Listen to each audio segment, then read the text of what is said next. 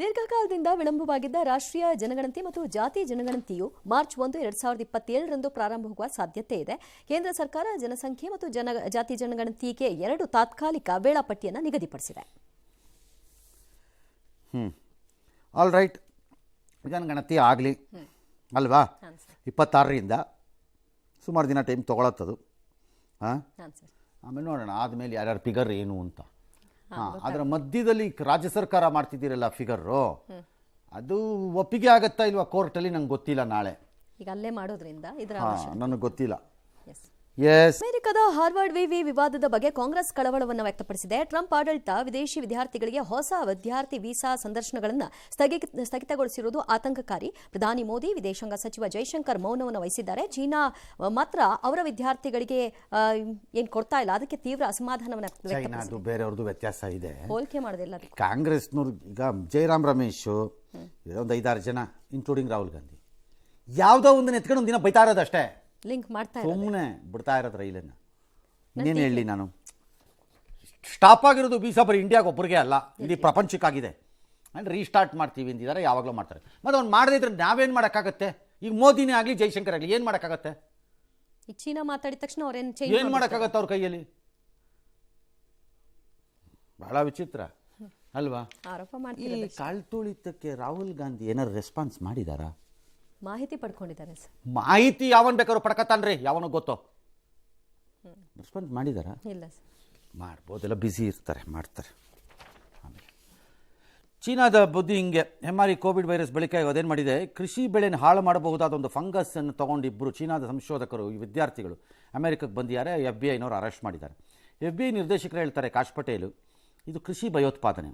ಕಾರಣ ಇದನ್ನೇನಾದ್ರು ಬಳಸಿದ್ರೆ ಮೇಯ್ಸು, ಬಾರ್ಲಿ, ವೀಟು ಇದಕ್ಕೆಲ್ಲ ಎಫೆಕ್ಟ್ ಆಗಿಬಿಟ್ರೆ ಇದು ಬೆಳೆ ಇಳಿದು ಹೋಗಿ ಕ್ಷಾಮ ಬರ್ಬೋದು ಯಾವುದೇ ದೇಶಕ್ಕೆ. ಹಾಗೆ ಈಗ ನಮ್ಮಲ್ಲಿ ಅದೇ ಕಾಂಗ್ರೆಸ್ ಗಿಡ ಪಾರ್ಥೇನಿಯಂ, ಅದಕ್ಕೆ ನಾವು ಬಂದಿಲ್ವಾ ನಮಗದು? ಪುಣ್ಯಕದ್ದು ನಮ್ದು ಇನ್ನೇನೂ ಮಾಡಿಲ್ಲ, ಅದು ಹಬ್ಕೊಂಡೋಗಿದೆ ಎಲ್ಲ ಕಡೆಗೆ. ಇದು ಹಂಗಲ್ಲ, ಇದು ಬೆಳೆನೇ ಹಾಳು ಮಾಡಿಬಿಡತ್ತೆ ಅಂತ ಅಮೆರಿಕ ಹೇಳ್ತಿದೆಯಪ್ಪ, ನಮಗೆ ಗೊತ್ತಿಲ್ಲ ಏನೇನು ಮಾಡ್ತಾರೆ. ನಿವೃತ್ತ ನ್ಯಾಯಾಧೀಶರು ಸರ್ಕಾರಿ ಹುದ್ದೆಗಳನ್ನು ವಹಿಸಿಕೊಳ್ಳುವುದು ನೈತಿಕವಾಗಿ ಕಳವಳಕಾರಿ ಅಂತ ಸುಪ್ರೀಂ ಕೋರ್ಟ್ ಮುಖ್ಯ ನ್ಯಾಯಮೂರ್ತಿ BR ಗವಾಯಿ ಅವರು ಹೇಳಿದ್ದಾರೆ. ಇಂಗ್ಲೆಂಡ್ ಸುಪ್ರೀಂ ಕೋರ್ಟ್ನಲ್ಲಿ ನಡೆದ ದುಂಡು ಮೇಜಿನ ಸಮ್ಮೇಳನದಲ್ಲಿ ಮಾತನಾಡ್ತಾ ಈ ವಿಚಾರವನ್ನು ಪ್ರಸ್ತಾಪಿಸಿದ್ದಾರೆ. ಅವ್ರು ಹೇಳೋದು ಹುದ್ದೆ ತಗೊಳ್ಳೋದು, ಚುನಾವಣೆಗೆ ಹೋಗ್ತೀನಿ ಅಂತ ರಾಜೀನಾಮೆ ಕೊಟ್ಟು ಹೋಗೋದು ಇವೆಲ್ಲ ಸರಿ ಇಲ್ಲ ಅಂತ. ಬಟ್ ಅವೆಲ್ಲ ಇಂಡಿವಿಜುವಲಿಸ್ಟಿಕ್ಕು, ನಿಯಮದ ರೀತಿ ಮಾಡೋದು ಕಷ್ಟ ಏನೋ. ಮತ್ತು ಇದೇ ರೀತಿ ಅಧಿಕಾರಿಗಳನ್ನು ಯಾಕೆ ಕೊಡಬೇಕು? ರಿಟೈರ್ ಆದ ತಕ್ಷಣ ರಿಟೈರ್ ಆಗ್ತಾರೆ, ನಿಮ್ಗೆ ವಯಸ್ಸಾಯ್ತಪ್ಪ ಮನೆಗೆ ಹೋಗು ಅಂತ ಆಫೀಸರ್ ಕಳಿಸ್ತಾರೆ. ಬೆಳಗ್ಗೆ ಇನ್ನೊಂದು ಹುದ್ದೆ ಕೊಡ್ತಾರಪ್ಪ ಅವ್ರಿಗೆ. ಅದು ಹೆಂಗದು? ಅದಕ್ಕೆ ಸೂಟ್ ಆಗ್ತಾರ ಅವರು? ಇಲ್ಲೇ ಇಟ್ಕೊಳ್ಳಿ. ಕಂಡಿದ್ದ ಸಂಸ್ಥೆಗಳಿಗೆಲ್ಲ ನಿವೃತ್ತ ಅಧಿಕಾರಿಗಳನ್ನ ಹಾಕೋದಪ್ಪ ಏನಕ್ಕೆ? ರಿಟೈರ್ ಆದ್ಮೇಲೆ ನಾನು ಕೇಳೋದು ಏನಪ್ಪ, ಅದಕ್ಕೆ ರೂಲ್ ಮಾಡಿಬಿಡಿ, ಬಿಲ್ಲೇ ತಂದುಬಿಡಿ.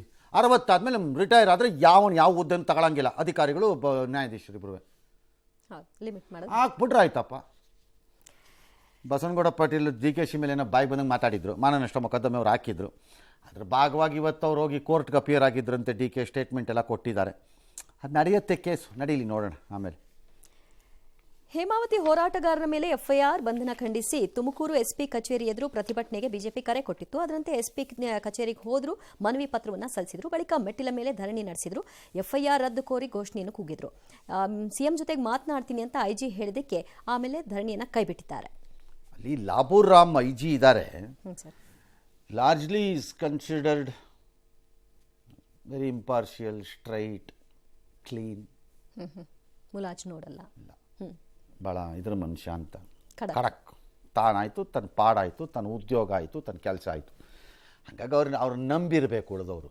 ಅದಕ್ಕೆ ಹೋಗಲ್ಲ ರಿಕ್ವೆಸ್ಟ್ ಮಾಡಿ ಅದು ಮಾಡಿದ್ದಾರೆ. ಅವರೇನೋ ಮಾಡ್ತೀನಿ ಅಂದಿದ್ದಾರೆ, ಮಾಡ್ಬೋದೇನೋ ಗೊತ್ತಿಲ್ಲ, ಏನು ಮಾಡ್ತಾರೋ ನೋಡೋಣ. ಮಾಡದೇ ಇದ್ರೆ ಫೈಟಿಂಗ್ ಇದ್ದೇ ಇದೆ, ಫೈಟ್ ಫೈಟ್ ಫೈಟ್ ಫೈಟ್ ಅಂತ.